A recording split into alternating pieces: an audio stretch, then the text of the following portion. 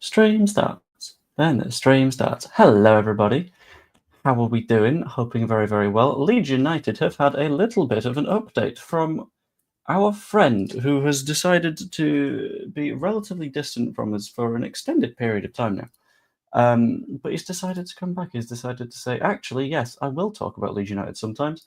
It's a Mr. Fabrizio Romano, who, I'll be honest, I'm not that fond of. There's many, many, many times that I'll have called him a tap-in merchant or an idiot or a bit of a sellout.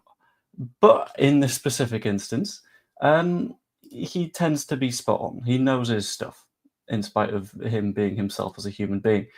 And he, a little bit earlier on, if I do a little bit of a search to find exactly what he said, because for some reason I didn't save the tweet. Because I'm stupid. There we go. Jaka Bijol has signed his contract as a new Leeds United player. Deal sealed, and here we go, confirmed. I love that he's got a catchphrase for like doing news things. It's very weird. Do I need a catchphrase? I'll put that to you guys. Do I need a catchphrase? In addition to that, my recent catchphrase is get your tickets for the Leeds Creator Cup. They'll just be down here next to the subscribe button.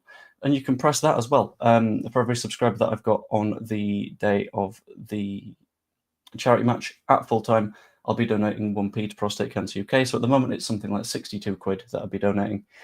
Make me broke is basically the way that I'm putting it. So if you're not subscribed, go and do so. It's easy enough. But yeah, diving into the Bijol stuff, because I think this is a fairly important transfer. He is a very, very good centre-back. Everything that I have seen on Jaka Bijol, and I've managed to see little bits more of him in recent days, says that there is very, very a clear something going on there. There is a very good player here. In terms of his like XG and all that stuff, that doesn't matter. He's a defender, but he has more XG than a lot of other defenders, which is quite nice. Shows that he's maybe a bit of a threat from corners. The bits that impress me the most are his defensive numbers. And playing for Udinese, very strong numbers for clearances, so he's a fairly safe player, and his aerials won are frankly insane. 3.31 per 90, top 7% of all defenders doing aerials, which is quite nice. I'm excited for Bijol. I can't remember what the specific sum was that we'll be paying for him. I will have a very quick Google for that one as well. Bijol fee, 22 million euros, add-ons included. Personal terms being in place, everything fine. The thing that weirded me out about this is the number of people. Hold on. You said I'm looking pale. It'll be because the lighting's going a bit funky because the camera sort of auto-adjusts. So I can make myself look more orange if we like. Or I can make myself look more blue. Look, hold on. We are blue.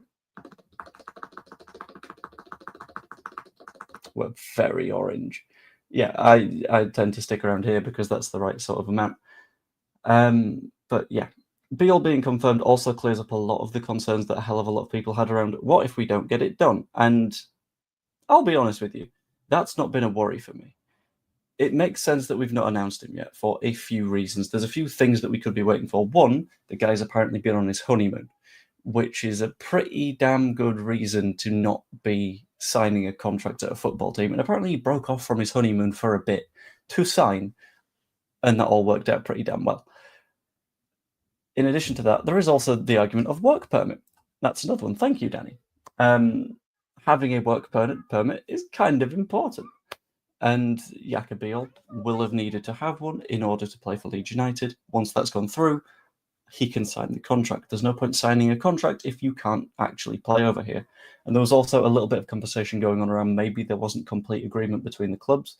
I personally don't think that will have been a thing, but it seems to be sorted now. Dabba-dee, dabba-die. Yes, basically. It's not been announced by the club yet, but that's fine because there's a few things the club could be waiting for on that.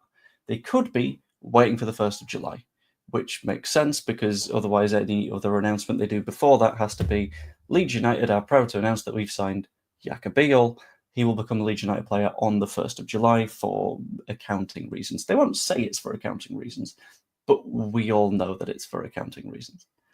In addition to that, it could be a case of waiting for the shirt announcement, but I don't believe that to be the case, because as we saw with Lucas Nemec's announcement, he wasn't wearing a kit of any form, which tells me that we're not too bothered about waiting for them. Of course, you're not going to put them in last season's kit because they're not going to play in that kit.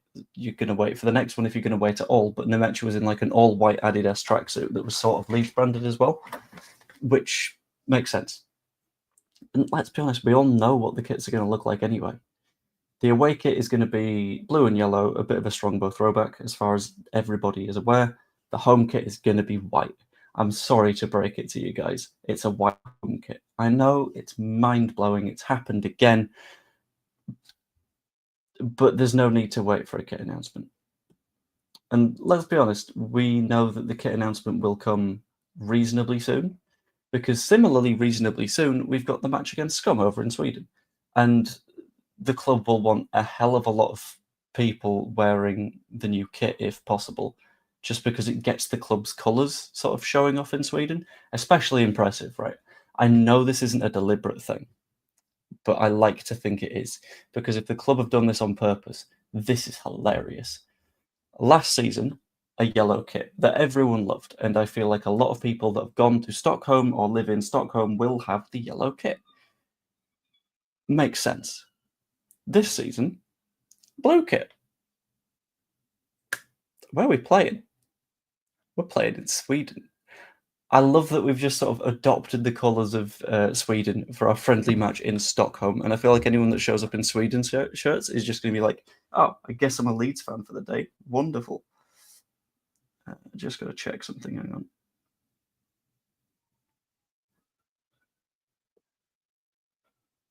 Cool. Sorry about that. Who's next? Forward, fullback, keeper, all three. I think we seem to be doing a lot of pushing in midfield areas at the moment, which is fair enough. I don't know who will be next through the door. The Goodmanson thing was sort of killed immediately after I did my stream on it, which was like, oh, thanks, lads. Really big fan of that. But whatever. I think it's meant to be black or really dark blue.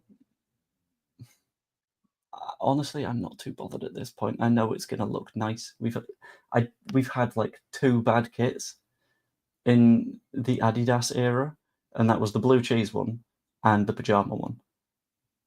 I don't mind it, to be honest. It depends on how much room we have in PSR accounts from 24-25. We'll have a bit, but even if we announce a signing now and say that it'll show up on the 1st of July, that's indicating that we've made the transaction on the 1st of July, so it shifts everything backwards. I feel like it makes sense for us to use as much of that PSR allocation as we can. So if we've got 4 or 5 million of wiggle room, for example, in PSR, I think it would be wise to say, and we've broken the fee up, we paid part of it now, and the rest of it is coming after the 1st of July. That way you're using all of this and you're not taking up this. But whether or not we do that, I'm unsure. It's a bit of a weird one. We need players first. How do you mean we need players first? We have a whole squad of players. It's just specific players that's the question, I think. But I think we're fine. Please can you just calm people down and tell them that Meslier won't be number 1. I don't believe that Meslier will be number 1. I think we found out that Meslier will not be number 1 at the end of last season. It would be insanity to go, okay, so you know that keeper that we dropped last season? He's starting now, and we're in a higher league. That isn't going to happen. That is too much of a leap, even for the most paranoid Leeds fans to go, actually, yeah, that's right around the corner, and we're in deep trouble of that happening. It's not going to. We're fine. If Leeds go for Ramsdale, should put Melly in the deal. I don't know how I feel about that one, because that relies on them taking Meslier. You got to remember, there are other parties in these deals. If we could just say, yeah, we'll sell him to there, that'd be fantastic, but that's not how it works. As much as I think Meslier needs to move, he needs somewhere to move to, and it's not going to be. Yeah, but this was under a different manager. The season before when we dropped him, that was under Big Sam. And it's a very, very different set of circumstances because you had Meslier and Robles. That's his name. Meslier got dropped. Robles came in. Robles then left, which meant that Meslier was the only goalkeeper. And the manager who dropped Meslier left. And when Farke came in, he was more impressed by Elland Meslier. Farke has since dropped Elland Meslier. And we're not getting rid of Carl Darlow and Alex Cairns. So Meslier is the de facto number 2 at the minute. He will not be number 1. You can say we dropped him the season before, but it won't happen.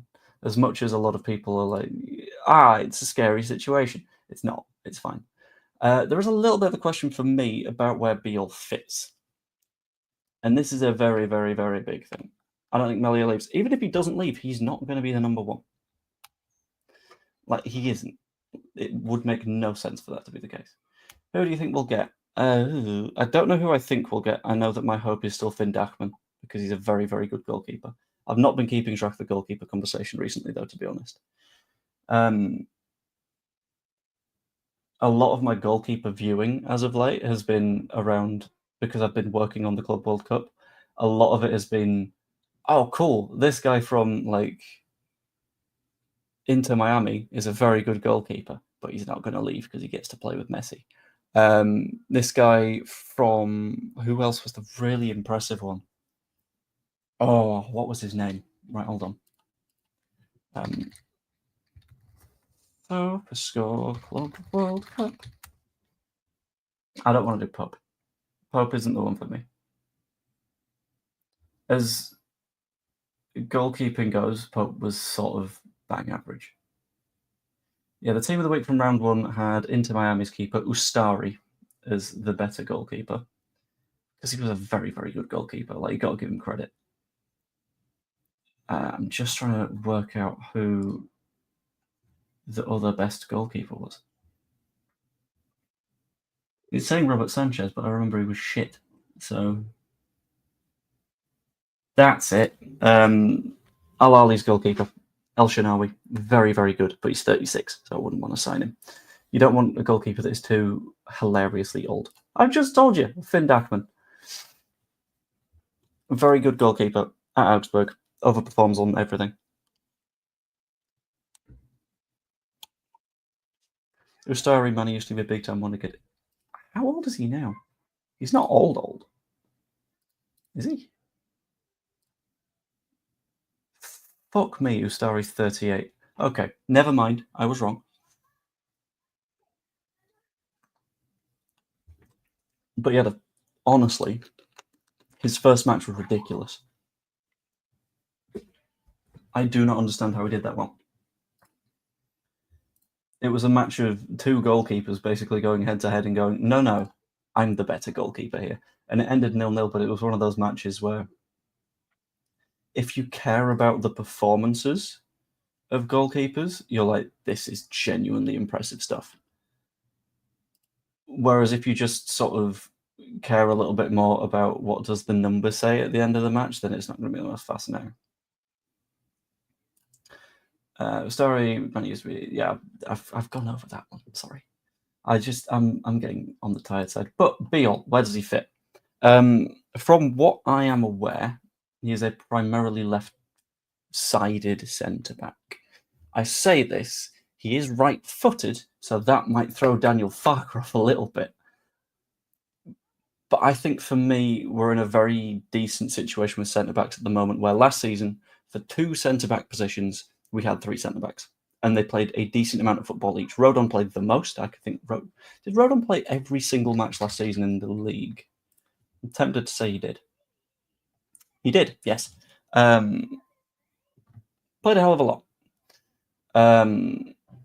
Which to me says that Rodon is one of those players that doesn't get dropped. Or if he does get dropped, he's at least first on the line from the bench. So another sort of specific example was I was looking at Joel Piroe the other day. Joel Piroe, since he moved to Leeds United, has played every single match in the league.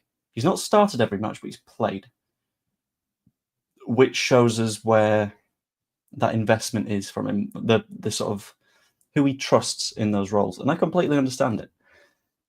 And that tells me that Rodon is very trusted, and that tells me that Bijol coming in isn't necessarily coming in to replace Rodon. Not necessarily to replace Pascal Struijk either.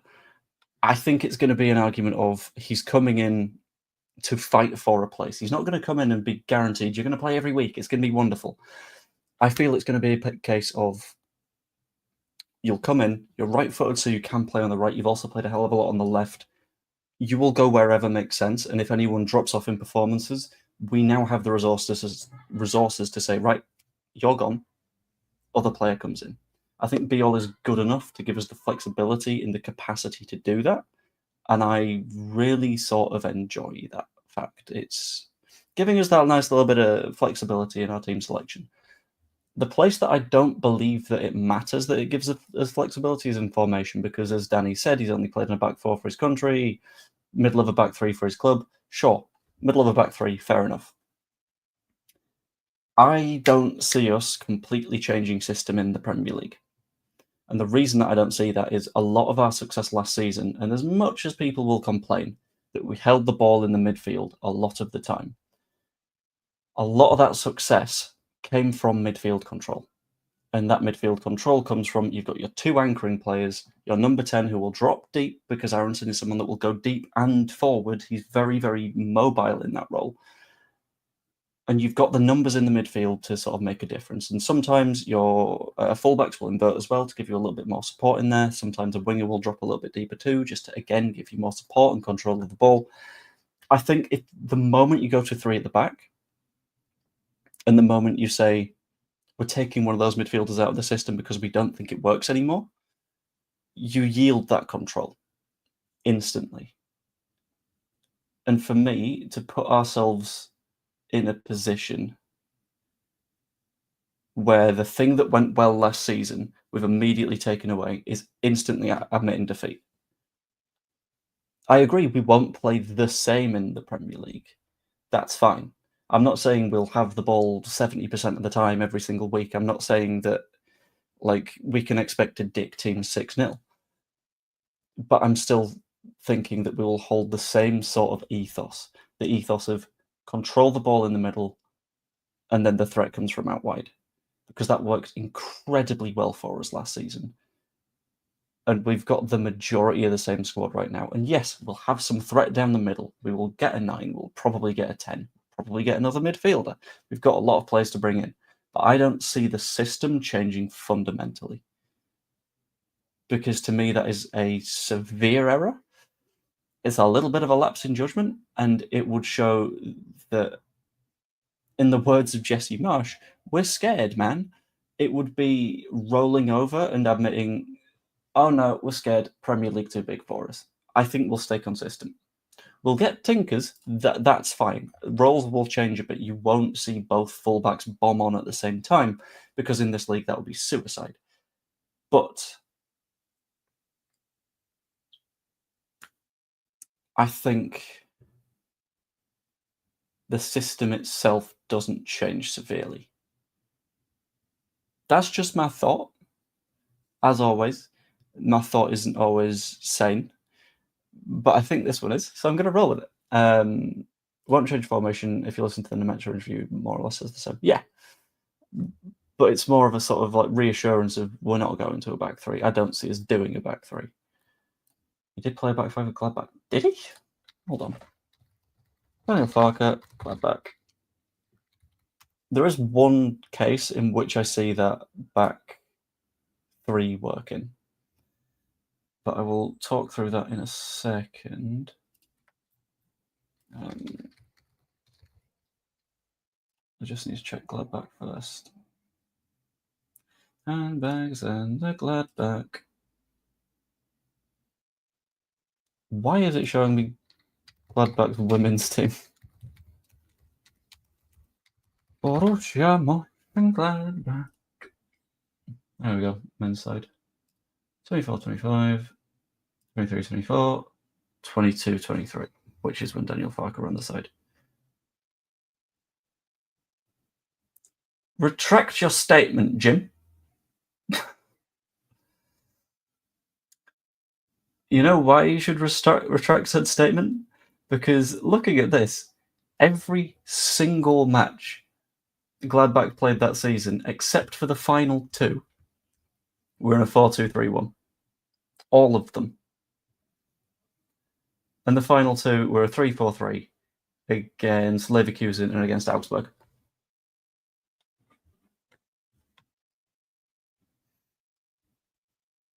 So I'd like a formal apology. No, it's fine.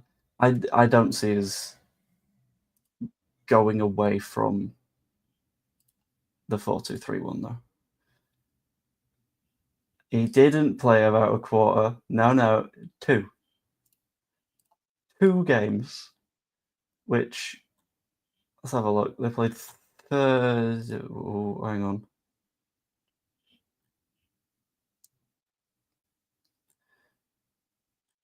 Can you just give me the number of matches, please, rather than trying to make me do adding?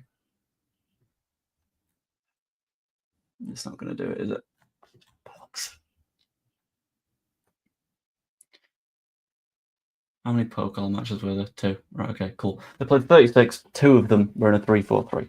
So it's a little bit more than 5%. We're not going to make that change. I love the stream. Always brings some calm. Oh, I'm glad. Thank you. I think we see one big sale that no one expects, like a Nonto or a Piru. I think Nonto is a maybe. Nonto is going to want more minutes. I don't see Piru going. Piru is currently at a club where he gets guaranteed minutes, because every single game that he's been available for Leeds United, he's had minutes. Wait, is it every game or is it just every league game? Because I want to see if there's anything in the cup. Don't make me Google, I don't like feeling wrong. This is according to FB Ref. And FB Ref very, very rarely does me badly. Let's do all competitions. Sorry, the dog's losing his tiny, tiny mind.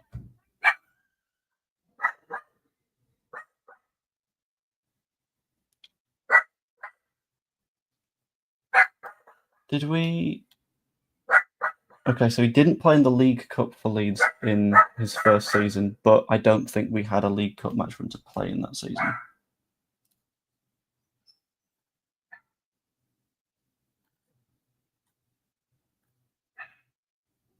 He played in all the FA Cup matches, at least for a little bit.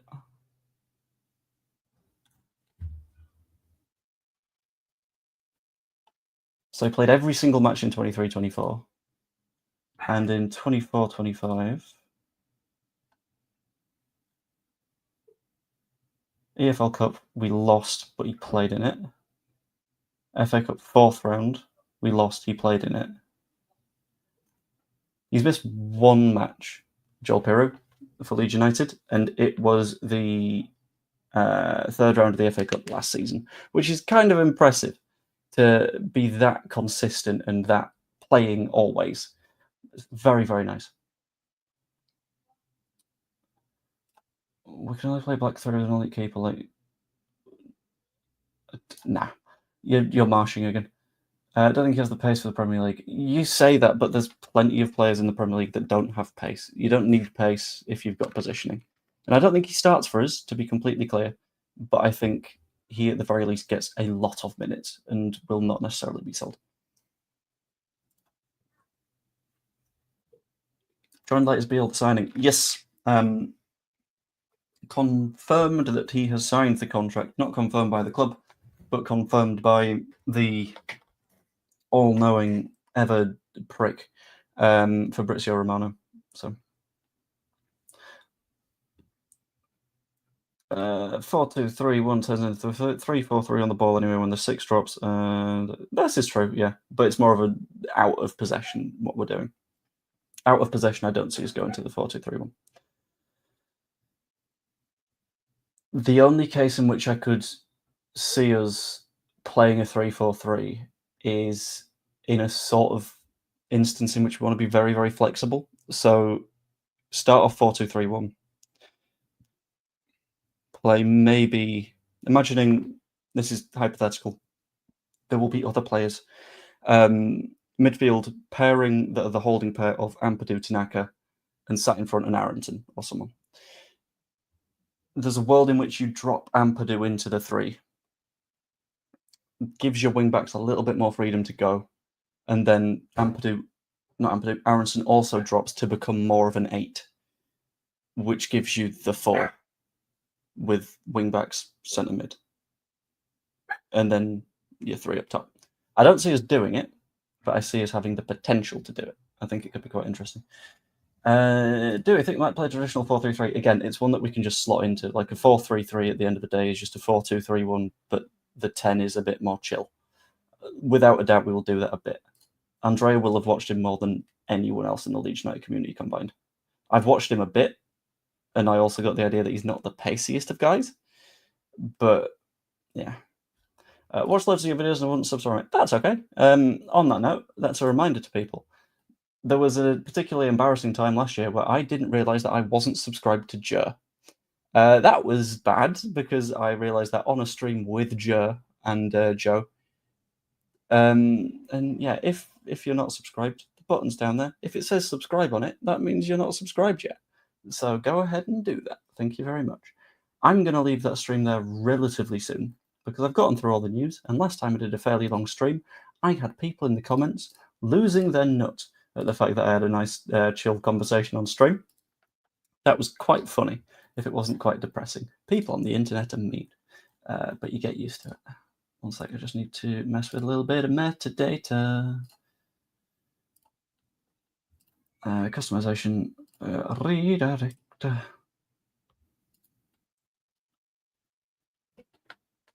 Okay, we're going to head over to Jer, which is going to be quite nice. And let's think of a thing that we're going to say.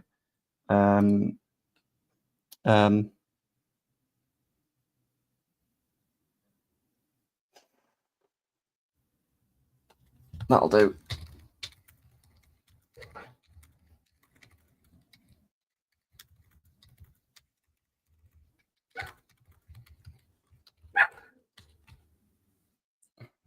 We'll say, don't worry.